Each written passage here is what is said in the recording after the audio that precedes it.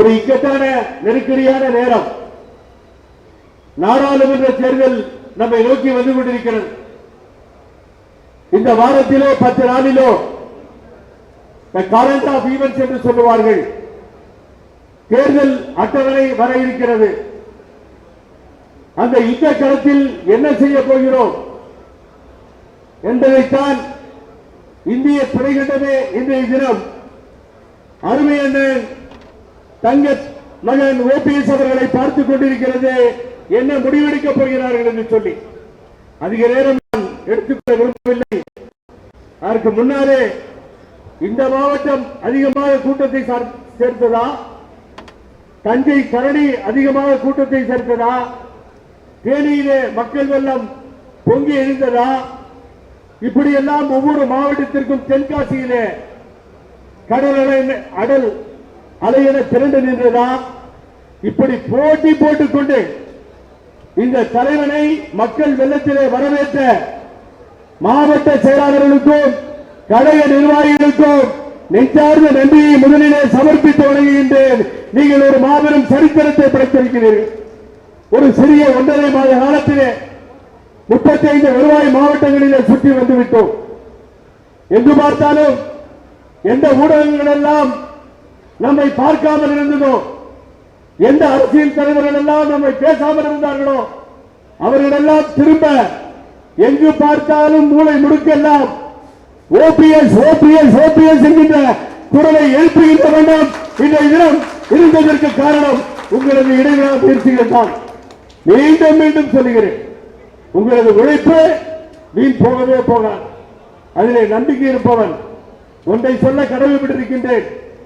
அம்மா அவர்கள் பெங்களூருக்கு வந்தார்கள். சிங்கம் வந்து இறங்கியது ஏர்போர்ட்ல. என்ன பிரச்சனைக்காக வருகிறார் என்று சொன்னால், காவேரி சம்பந்தமாக உச்ச நீதிமன்றம் ஒரு உத்தரவை போடுகிறது. நீங்கள் பெங்களூர் போய் அந்த முதலமைச்சரை பார்த்து பேசிவிட்டு வாருங்கள் என்று சொல்லி, அங்கே இருக்கின்ற சட்ட அமைச்சர் சுரேஷ்குமார், நீர்வளத்துறை அமைச்சர் பொம்மாய் பசவராஜ் பொம்மையும் நானும் விமான நிலையத்தில் இருந்திருக்கிறோம். அப்பொழுது அங்கே சுரேஷ்குமார் நல்ல நண்பர், பாரதிய ஜனதா கட்சியை சார்ந்த அவர் என்னை கேட்கிறார், இங்க இருந்து அம்மா போற இடம் பூரா நீங்க கொடியை கட்டி வச்சிருக்கீங்க, கட் அவுட்டை வச்சிருக்கீங்க, காவேரி பர்னிங் இஷ்யூவா போயிட்டு இருக்கு, என்ன புகழ் இப்படி பண்ணிட்டு இருக்கீங்க, ஏன் நீங்க மாறுத்தாகிறாரு நியாயான இது பொம்பை அவரை நீவே கேளுன்னு சொன்னார். நான் சொன்னேன், காவேரியில எனக்கு தெரியாது, இங்க அம்மாவை மாத்திரமே கண்ணுக்கு தெரியும், அதனால வர்றது வரட்டும் பரவாயில்ல கட்டுறது. அப்படித்தான் 18 கிலோமீட்டர் ஓல்டு ஏர்போர்ட்ல இருந்து பரப்பன அகரவாரம் வரை கட்டத்தையும் கொடிகளையும் இரவு பகலாக கட்டிய அந்த தலைவியை வரவேற்றோம்.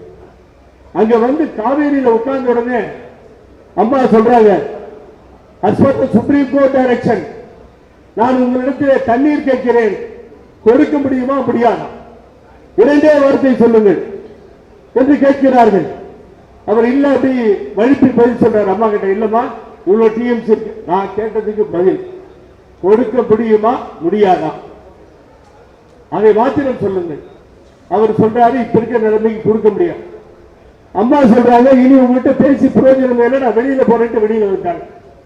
வெளியே வந்த பின்னால் அந்த மாநிலத்திலேயும் கீழே வந்து நின்று மைக் எடுத்துட்டு வாங்க புகழேந்தின்னு சொல்லி மைக் 5 நிமிஷம் தேடி அந்த மைக்கை கையில பிடிச்சிட்டு அந்த அரசை அங்கேயே கண்டித்து 15 நிமிடம் பேசி தண்ணீரை தமிழகத்துக்கு தர வேண்டும் என்ற உரத்த கோரை எழுப்பியது புரட்சி தலைவி அம்மா அவர்கள்.